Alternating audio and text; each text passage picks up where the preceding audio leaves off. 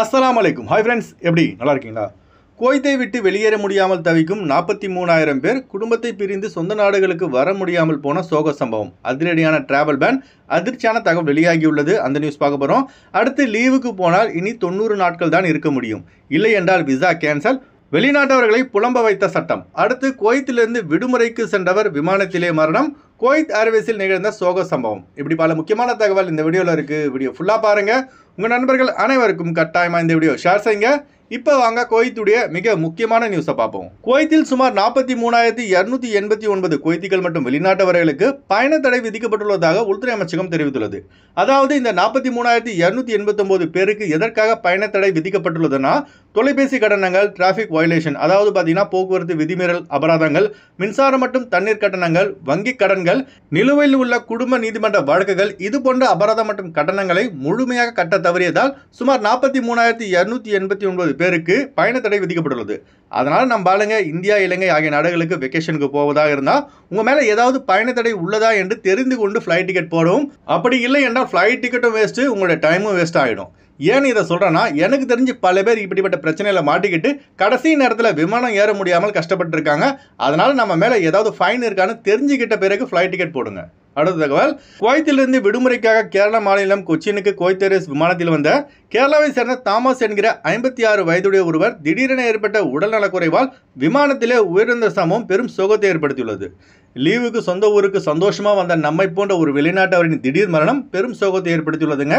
இதுதாங்க வெளிநாட்டு வாழ்க்கை. என்னதான் சம்பாதிச்சாலும் சாகும்போது கூட குடும்பத்தோடு இருக்க முடியாத ஒரு கஷ்டமான நிலையை தான் ஒவ்வொரு வெளிநாட்டவரும் வாழ்ந்துட்டு இருக்கோம். இன்னா லில்லாஹி வ இன்னா இலைஹி ராஜிஊன். அடுத்த தகவல், நம்முடைய பல காதிம் விசா சப்ஸ்கிரைபர்ஸ் கேட்கக்கூடிய ஒரு டவுட்டுங்க. அதாவது பார்த்தீங்கன்னா, காதிம் விசாவில் லீவுக்கு ஊருக்கு போனால் எத்தனை நாட்கள் தங்கலாம்னு கேட்டிருந்தாங்க. அதாவது ஊரில், அதாவது காதிம் விசாவோ ஷூன் விசாவோ எந்த விசாவில் நீங்கள் இருந்தாலும் 6 மாதம் வரைக்கும், அதாவது பார்த்தீங்கன்னா குவைத்துக்கு வெளியே இருக்கலாம். அதாவது கரெக்டாக பார்த்தீங்கன்னா 180 நாட்கள். இதுதான் இந்த ரெசிடென்சி அஃபேர்ஸ் டிபார்ட்மெண்ட்டுடைய ரூல்ஸ். இதில் குவைத் அரசு என்ன செஞ்சுருக்காங்கன்னா, சின்னதாக ஒரு சேஞ்ச் பண்ணியிருக்காங்க. காதிம் விசாவில் ஊருக்கு போனால் 6 மாதம் வரை ஊரில் இருக்கலாம், 180 நாட்கள் வரை. ஆனால் அவங்க குவைத்தி பாபாவோ மாமாவோ நினைத்தால் அவங்க ஊருக்கு போன 3 மாதத்துக்கு பிறகு செஹல் அப்ளிகேஷன் வழியாக குவைத்தில் வந்து கேன்சல் செய்ய முடியும். அதாவது காதிம் விசாவுக்கு மட்டுங்க, ஷூன் விசாவுக்கு கேன்சல் பண்ண முடியாது. இந்த ரூல்ஸ் எதுக்காக காதிம் விசாவுக்கு மட்டும் கொண்டு வந்தாங்கன்னா, சில வீட்டு தொழிலாளர் என்ன செய்கிறாங்கன்னா, 2 மாதம் 3 மாதம் லீவுக்கு போயிட்டு வரேன்னு சொல்லிட்டு போயிட்டு வரது கிடையாது. அதாவது 4, 5, 6 மாதம் வரைக்கும் குவைத்துக்கு ரிட்டர்ன் வரவே மாட்டாங்க. அதனால தாங்க இந்த அதிபுத்திசாலி ரூல்ஸை வந்து குவைத் அரசு கொண்டு வந்துள்ளது. நமக்கு தான் தெரியும் நம்ம கஷ்டம். ஊருக்கு வந்தாலே 3 மாதம் பார்த்தீங்கன்னா 3 நாள் மாதிரி காணாமல் போயிடுது. குடும்பத்தை பிரிந்து வாடும் வலியும் வேதனையும் நமக்கு மட்டும்தான் தெரியும். அரபியர்களுக்கு என்ன தெரிய போகுது நம்முடைய கஷ்டம்லாம்.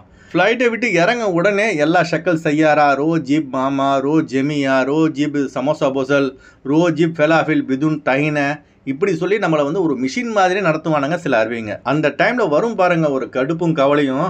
அப்போ தான் நினைப்போம், என்னடா இந்த வெளிநாட்டு வாழ்க்கைன்னு. இது சொல்லும்போது இவ்வளோ வேதனையாக இருக்கே, இந்த கஷ்டத்தை அனுபவிச்சுங்க என்ன மாதிரி நிறைய பேர் குவைத்தில் இருக்காங்க. இது போன்ற சம்பவம் உங்களுக்கு நடந்திருந்தால் மறக்காமல் கமெண்ட்ஸில் பதிவு செய்யுங்க. அடுத்து வாங்க ஃப்ளைட்டுடைய அப்டேட் பார்ப்போம். குறைந்த கட்டணத்தில் விமான டிக்கெட் எடுக்க விரும்புபவர்கள் ஸ்க்ரீனில் தெரிகிற ஜியா டிராவல்ஸ் நம்பரை கான்டாக்ட் பண்ணிவிட்டு குறைந்த கட்டணத்தில் விமான டிக்கெட் எடுத்துக்கொள்ளலாம். அதுபோல பிசிசி, மெடிக்கல், ஸ்டாம்பிங், அட்டஸ்டேஷன் இந்த ப்ராசஸும் செய்து தரப்படுகிறது. சென்னை டு குவைத் 27,200 ரூபாய்க்கு சலாம் ஏர்வேஸில் ஃப்ளைட் எடுக்கலாம். குவைத் டு சென்னை 25 குவைத் தினாருக்கு ஏர் இந்தியா எக்ஸ்பிரஸில் ஃப்ளைட் எடுக்கலாம். கொச்சின் டு குவைத் 25,500 ரூபாய்க்கு ஆகாஷ் ஏர்லைன்ஸில் ஃப்ளைட் எடுக்கலாம். குவைத் டு கொச்சின் 21 குவைத் தினாருக்கு ஏர் இந்தியா எக்ஸ்பிரஸில் ஃப்ளைட் எடுக்கலாம். பெங்களூர் டு குவைத் 28,200 ரூபாய்க்கு ஏர் அரேபியாவில் ஃப்ளைட் எடுக்கலாம். குவைத் டு பெங்களூர் 30 குவைத் தினாருக்கு ஏர் இந்தியா எக்ஸ்பிரஸில் ஃப்ளைட் எடுக்கலாம்.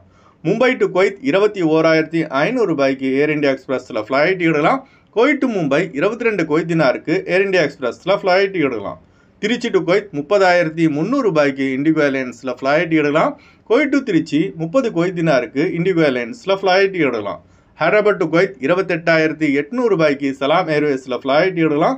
குவைத் டு ஹைதராபாத் 34 குவைத் தினாருக்கு இண்டிகோ ஏர்லைன்ஸில் ஃப்ளைட் எடுக்கலாம். கொழும்பு டு குவைத் 118 குவைத் தினாருக்கு சலாம் ஏர்வேஸில் ஃப்ளைட் எடுக்கலாம். குவைத் டு கொழும்பு 42 குவைத் தினாருக்கு ஏர் அரேபியாவில் ஃப்ளைட் எடுக்கலாம். அடுத்து வாங்க குவைத்துடைய தினார் ரேட் பார்ப்போம். ஒரு தினார் குவைத் இந்தியாவின் மதிப்பு 274 ரூபாய் உள்ளது. ஒரு தினார் குவைத் இலங்கையின் மதிப்பு 988 ரூபாய் உள்ளது. இப்போ நான் சொன்னது வந்து குவைத்துடைய அல்முல்லா ரேட்டுங்க. அடுத்து குவைத்துடைய கோல்ட் ரேட் பார்ப்போம். 1 கிராம் 24 கேரட் தங்கத்தின் விலை 23 தினார் 783 ஃபில்ஸாக உள்ளது. 1 கிராம் 22 கேரட் தங்கத்தின் விலை 21 தினார் 809 ஃபில்ஸாக உள்ளது. ஓகே ஃப்ரெண்ட்ஸ், இந்த வீடியோ ஷேர் செய்யுங்க. இந்த வீடியோ சம்மந்தமாக நீங்கள் என்ன நினைக்கிறீங்கன்னு மறக்காமல் கமெண்ட்ஸில் பதிவு செய்யுங்க. எப்போதும் இணைந்திருப்போம். உங்களின் ஒருவன் ஜியாவுதீன். அஸ்ஸலாமு அலைக்கும்.